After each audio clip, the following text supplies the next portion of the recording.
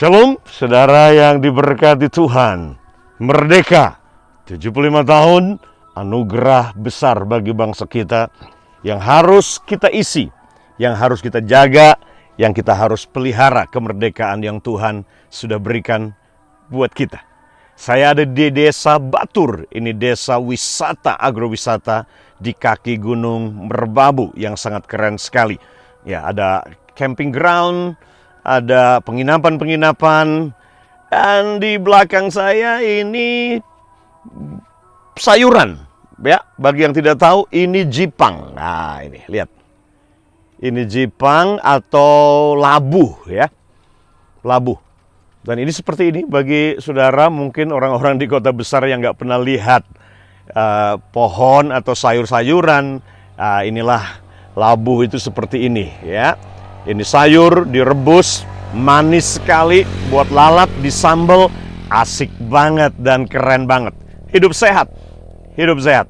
Karena labu ini bagus kalau bagi yang darah tinggi, ini sangat cocok sekali, ya, begitu. Nah, saudara yang diberkati Tuhan, hari ini saya masih menyampaikan renungan tentang the enemy of freedom is freedom itself. Musuh dari sebuah kemerdekaan adalah kemerdekaan itu sendiri. Bagaimana kemerdekaan bisa menjadi musuh kita? Ketika kita tidak paham tujuan mengapa kita dimerdekakan. Ketika kita tidak mengerti the purpose of freedom. Ketika kita tidak paham tujuan Tuhan dalam hidup kita. Mengapa Tuhan memerdekakan kita? Mengapa Dia membebaskan kita? Mengapa Dia memindahkan kita dari kerajaan gelap ke dalam kerajaan terang? Mengapa Dia mengampuni dosa kita? Mengapa Dia berikan anugerah yang besar lewat pengorbanan Yesus Kristus Tuhan kita? Mengapa Dia lakukan itu? Nah, ketika kita tidak paham tujuan, maka yang terjadi adalah kita akan menjadikan kebebasan itu menjadi tanpa makna, bahkan bisa merusak diri kita. Sebuah prinsip yang tentunya ini berlaku buat apa saja. When you don't know the purpose of thing, then abuse is inevitable. Ketika saudara tidak mengerti tujuan dari sesuatu, maka penyalahgunaan, penyerongan dari tujuan itu pasti akan terjadi.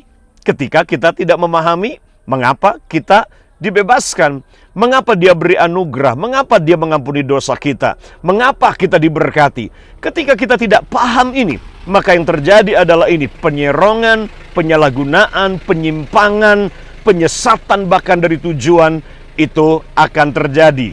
Dan ini yang terjadi dalam bangsa kita. Ya, ini yang terjadi di Indonesia. Kemerdekaan 75 tahun, kita masih menyisakan PR persoalan-persoalan besar.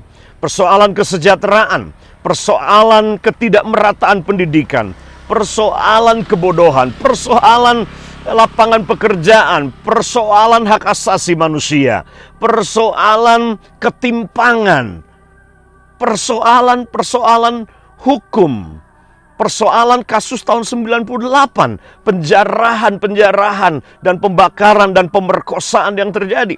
Sampai hari ini kita masih belum menyelesaikan kasus-kasus ini. Tentunya memang kita harus berdamai dengan diri kita. Sebagai bangsa, sebagai umat Tuhan, kita harus berdamai dengan diri kita. Kita harus berdamai dengan situasi dan lingkungan kita. Dan kita harus berdamai tentunya dengan Tuhan. Dan melepaskan pengampunan bagi siapapun aktor di balik kasus 98 itu. Ya. Tapi ini salah satu bukti. Ketika kita tidak paham tujuan mengapa kita dimerdekakan sebagai sebuah bangsa, maka yang terjadi adalah abuse, penyimpangan, penyerongan. Kemerdekaan menjadi sebuah alat untuk memperkaya diri. Kemerdekaan yang diberikan itu berarti merdeka untuk korupsi, merdeka untuk berkuasa, merdeka untuk terus-menerus melanggengkan budaya-budaya yang salah di bangsa ini. Tuhan berkata dalam Galatia pasal yang ke-5. Dia berkata, memang kamu dipanggil untuk merdeka, tapi jangan gunakan kemerdekaan itu sebagai kesempatan untuk kamu hidup dalam dosa. Jangan gunakan kemerdekaan itu sebagai kesempatan untuk hidup dalam dosa. Nah, inilah yang terjadi dengan banyak umat Tuhan, banyak orang-orang percaya hari-hari ini. Ya, mereka pikir kita hidup di bawah kasih karunia, kita merdeka, kita bebas, artinya adalah bebas kebablasan. Beberapa waktu lalu ada yang mungkin cukup heboh tentang hyper grace atau radical grace, apalah namanya itu, ya. Tetapi penafsiran tentang radical grace dan hyper grace, ada yang menafsirkan seperti ini, bahwa kita di zaman kasih karunia, tidak di bawah hukum Taurat lagi. Itu artinya kita bebas, kita merdeka, tidak ada batasan, tidak ada hukum, dan kita bisa melakukan apa saja. Tapi inilah yang terjadi. Ketika kita tidak paham tujuan dari anugerah, yang terjadi adalah kita menyia-nyiakan anugerah, menginjak-injak roh kasih karunia, dan akhirnya kita terus keluar masuk di dalam dosa, jatuh bangun dalam dosa dengan pemikiran anugerah Tuhan akan mengampuni kita. Pemikiran ini yang membuat kita akhirnya menjadi jemaat yang tidak dewasa, jemaat yang tidak sempurna, jemaat yang terus menjadi sangat duniawi. Nah, kita berkata, tujuan mengapa kita dimerdekakan adalah untuk melayani Dia. Kamu dimerdekakan untuk melayani Tuhan. Ketika kita sadar sebagai sebuah bangsa bahwa Indonesia merdeka dan kita sebagai bangsa yang telah dimerdekakan, kita ada merdeka untuk melayani Tuhan, melayani sesama, melayani anak bangsa, melayani semua suku agama, apapun juga. Maka kemerdekaan yang 75 tahun lalu diberikan buat bangsa kita akan menjadi kemerdekaan yang pasti akan membawa dampak, pengaruh, sehingga Indonesia menjadi Indonesia yang lebih baik dan Indonesia yang maju. Sama dalam kehidupan kita. Saudara dimerdekakan bukan untuk malas, diam, berbuat dosa, dan terus jatuh bangun dalam dosa. Tapi sudah dimerdekakan untuk melayani Tuhan, melayani keluarga saudara, melayani kota, melayani bangsa dan generasi saudara.